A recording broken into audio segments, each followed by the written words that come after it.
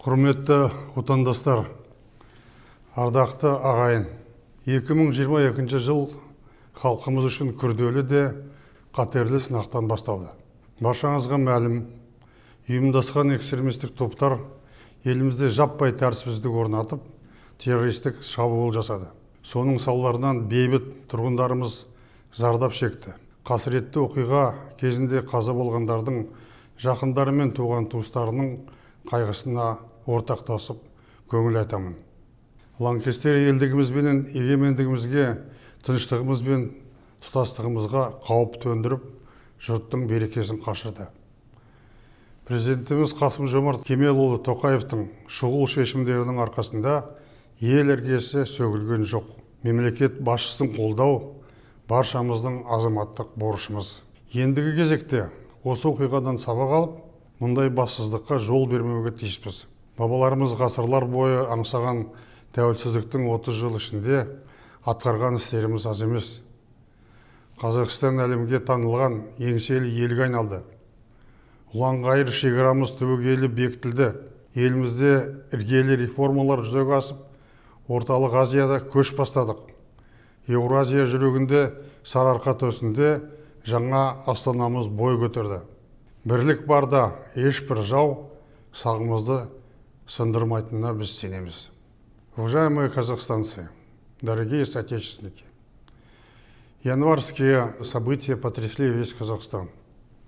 Целью этих организованных беспорядков и атаки на Казахстан было разрушение целостности страны и устоев нашего государства.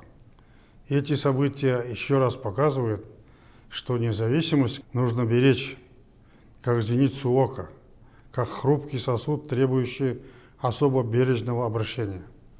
Происшедшая трагедия стала для всех нас уроком.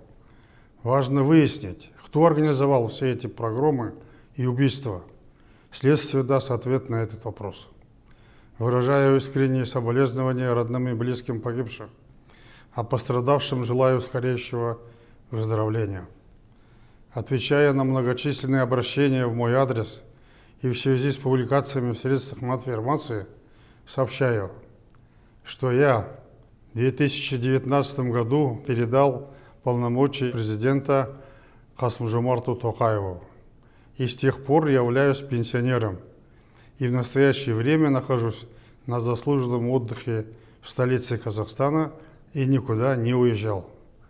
Президент Касым-Жомарт Тоқаев обладает всей полнотой власти. Он председатель Совета Безопасности.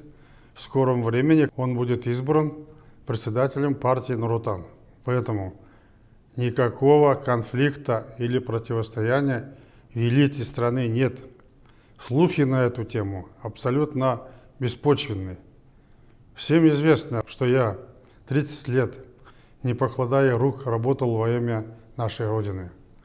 Мы укрепили ее границы. Мы проводили прогрессивные реформы. Мы вместе построили независимый Казахстан, добились больших результатов в социально-экономическом развитии. Стали лидерами по многим показателям не только в Центральной Азии, но и в СНГ. Казахстан стал узнаваемым, авторитетным государством в мировом сообществе. Это все результат сплоченности и единства всех казахстанцев. Стабильность и спокойствие в стране всегда были моей целью. Всем нам надо беречь эти неприходящие ценности.